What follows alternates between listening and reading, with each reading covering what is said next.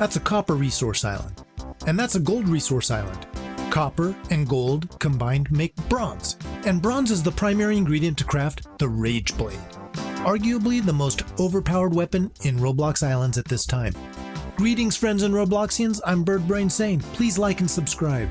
In this video, I'm going to show how to make bronze, because you need a lot of it, 100 bronze to craft the Rage Blade. And making bronze is quite a process. The blade also needs 20 maple wood, but that's as easy as chopping down 5 maple trees.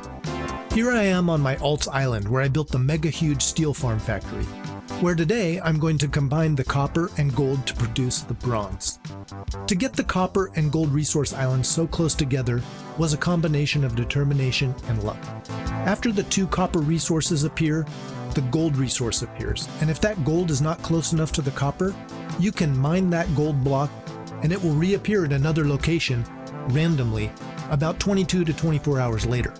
I was lucky in that I only had to do this once. On my main account, I had to do it 4 or 5 times before the resources were close enough, but they still weren't this close.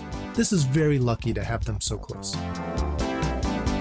The first thing I do to get the islands prepared is I get to them and I clear them of everything except for the stone and that resource block. And then I place a drill on top of each resource.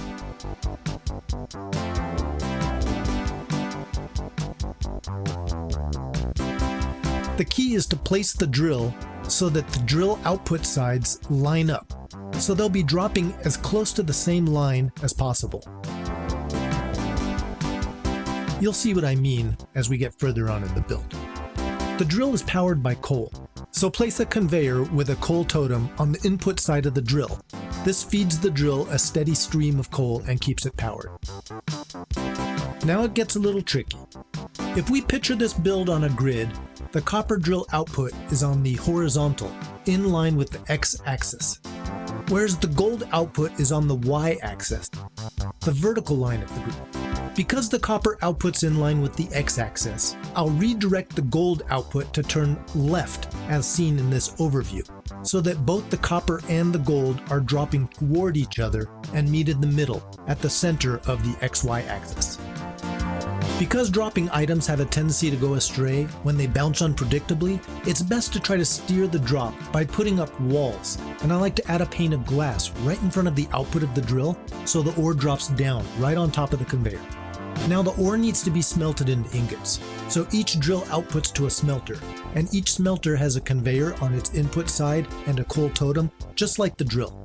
So coal totems feed the coal to the smelter, keeping it running and making ingots.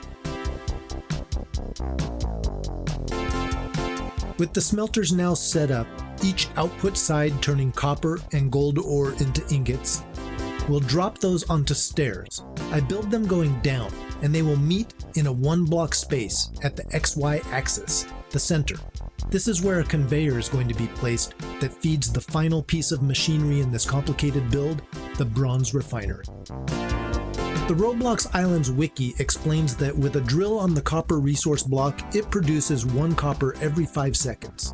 But compare that to the gold resource where it takes 2 minutes to produce 1 gold ore. To make bronze ingots, you need a bronze refinery, and that combines 30 copper ingots and 2 gold ingots to produce 1 bronze ingot. I've tried to do the math, and I'm not good at math, but I think it should work out so that 30 copper and 2 gold are produced at the same amount of time. However, the game is laggy, and especially where lots of industrial equipment is involved.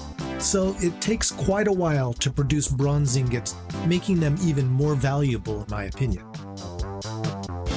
Here in the build, you can see that I've added a wall on the outsides of the stair. This makes sure that the ingots fall directly onto the conveyor that will feed the refinery.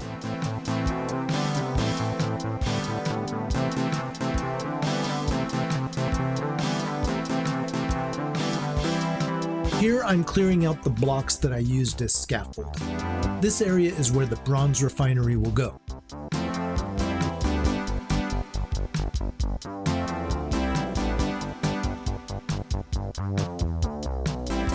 I lost a precious gold ingot there when it bounced on the conveyor, so continue to add protective guiding walls to try and prevent that.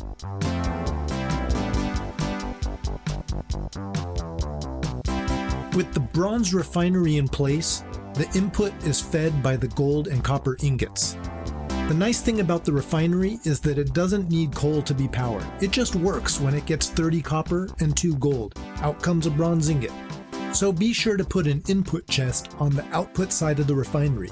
You probably don't need multiple input chests, but if you plan on being in the game for many hours like I am and not paying attention to your bronze production, it might be a good idea to have more than one.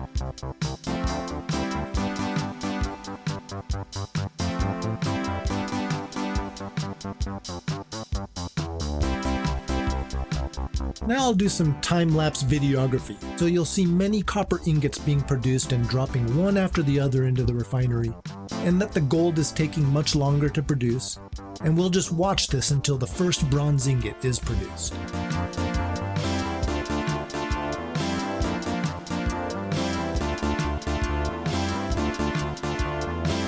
There we have it, the moment we've waited for, one bronze ingot. A high-quality alloy made of copper and gold. Now to collect 99 more. I had a really good time making this video. I hope that you found it useful, or at least were entertained. Please don't forget to click the thumbs up or down and subscribe. If you have any ideas for my next video, or just want to leave a comment, I look forward to hearing from you. Please look me up in the game. I'd love to hang out and chat, and of course I love to build and just play around. If you like to do that too, we should be friends. I only ask 2 things really. Remember to have a good time and keep it imaginary.